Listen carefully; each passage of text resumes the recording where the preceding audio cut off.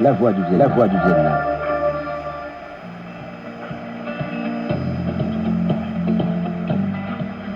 Dans ce plan d'aménagement du territoire sur la période 2021-2030, avec une vision à l'horizon 2050 publiée le 12 février, Quang Ninh met l'accent sur le développement durable et la croissance verte en se basant sur 3 piliers, la nature, l'homme et la culture.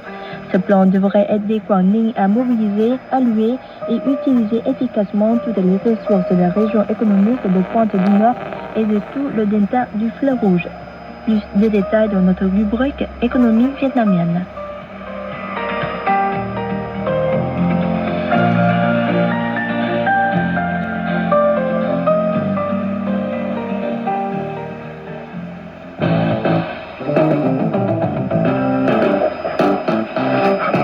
Chronique du jour.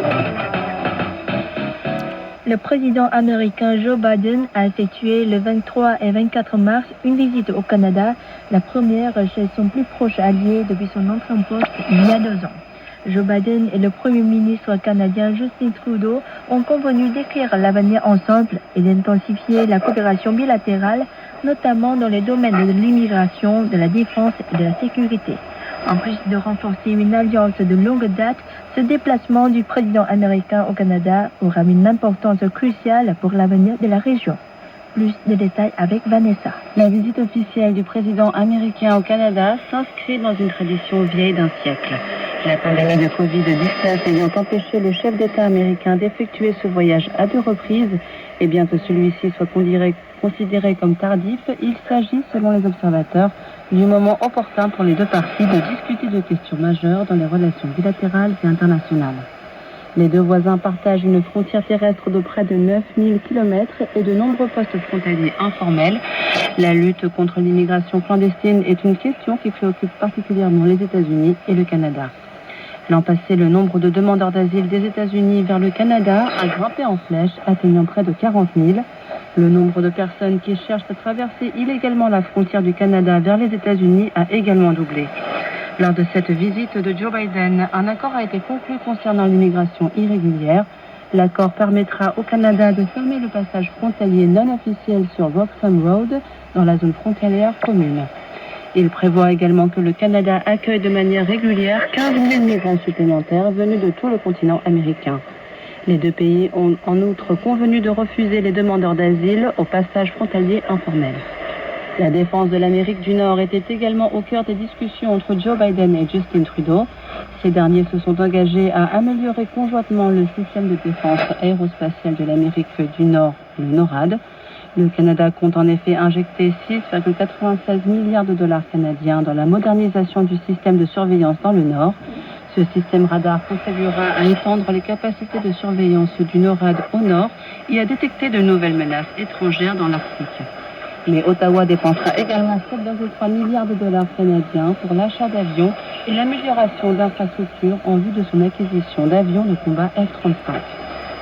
Américains et Canadiens ont également discuté de nouvelles dépenses pour les couloirs de carburant alternatifs, de projets de minéraux et de semi-conducteurs.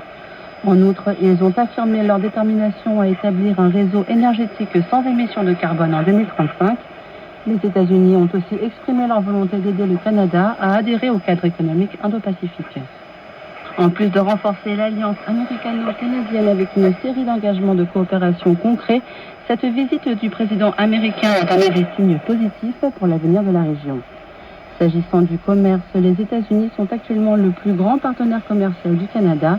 Au cours de ces 2 dernières années, la valeur des échanges commerciaux bilatéraux a atteint près de 770 millions de dollars. Mais il faut noter que la promotion du commerce entre ces 2 pays profitera également à toute l'Amérique du Nord, dans la mesure où elle permettra à la région de réduire sa dépendance aux importations, en particulier celle des composants semi-conducteurs des pays asiatiques. En outre, les accords conclus entre les États-Unis et le Canada dans l'établissement de couloirs de carburant alternatifs et d'un réseau d'énergie sans carbone aideront l'Amérique du Nord à atteindre son objectif de réduction d'au moins 15% des émissions de méthane d'ici 2030. Dans un monde en pleine mutation, le renforcement de la relation stratégique entre les 2 alliés voisins est particulièrement important, d'autant plus qu'ils défendent un certain nombre de valeurs et d'intérêts communs. La visite de Joe Biden aura donc permis de confirmer la vitalité du partenariat américano-canadien lequel est considéré comme l'un des relations les plus étroites et les plus intégrales au monde.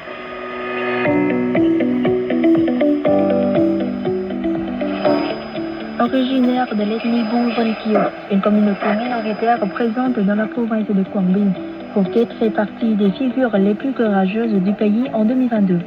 En effet, cet homme de 35 ans a su surmonter ses déficiences physiques afin de s'impliquer dans la promotion de l'artisanat local. Nous vous en dirons plus dans notre rubrique Figures vietnamiennes en fin d'émission. Restez à l'écoute.